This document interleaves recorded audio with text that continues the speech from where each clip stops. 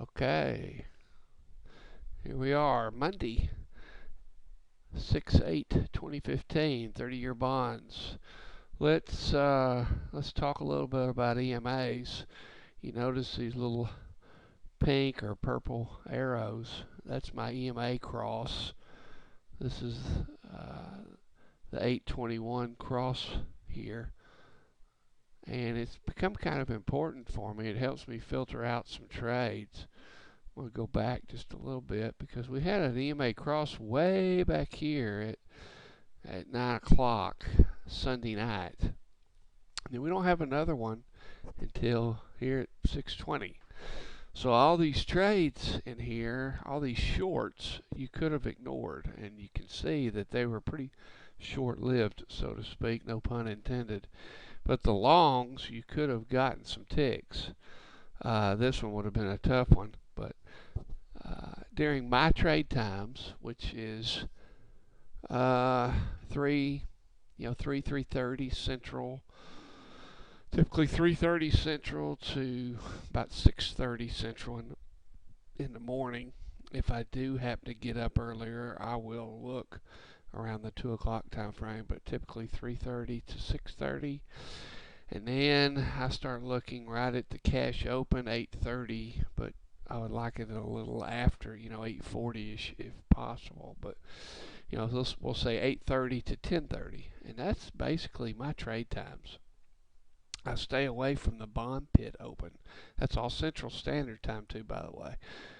The bond pit opens at 7:20 Central in Chicago, but typically around 7ish, things start kind of getting a little crazy, and you see these great big bars, and that'll just chop you up. So if you can stay out of that, it typically works out better. But let's look here. We had this signal way back at 9, so you could have taken this long signal, and yeah, I short fired right after it. But if you get in on this average line, this 8 EMA or 9 EMA, 8 EMA average line, a signal fires, plus you've got the EMA where you want it, and you can get in on the average or a tick or two close to it. You can typically hold these things and get 5 ticks out of them, typically.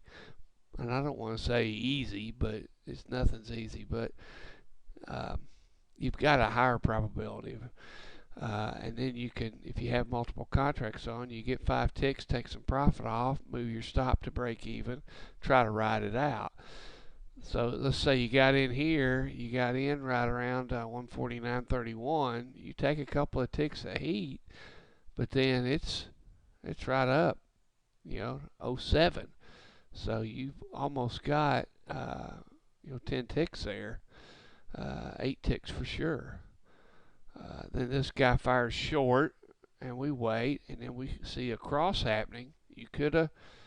This thing pulls back to the average. You've got 2 good signals in alignment. You jump on it.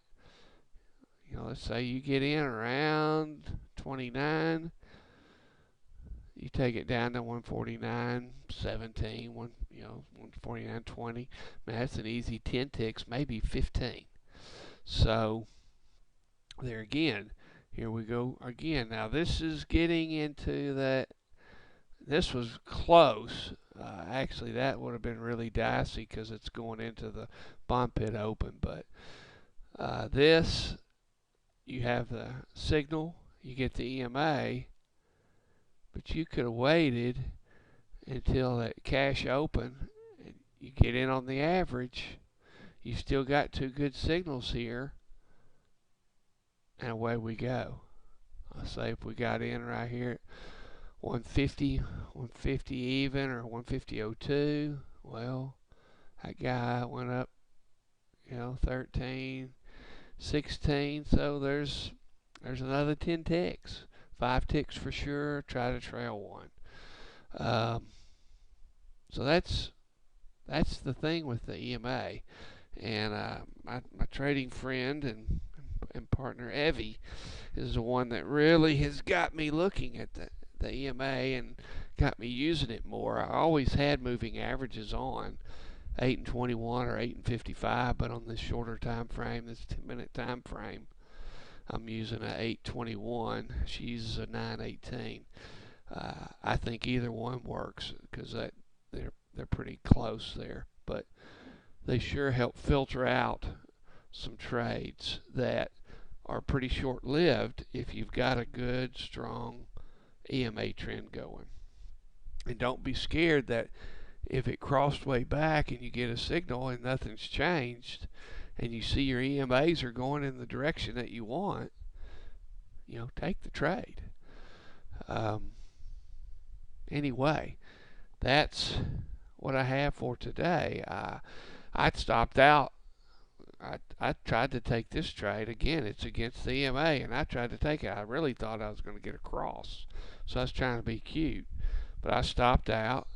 I ended up taking a long. I stopped out twice, and I ended up taking a long, and got some ticks out of that. And then I got some ticks here on this particular little soiree. Or was it this? I'd have to go back. But I ended up positive for the day, but I did have 2 stop outs early. Small losses, but nonetheless, 2 stop outs. But use that EMA as a filter. I think it'll help you. Thanks a lot.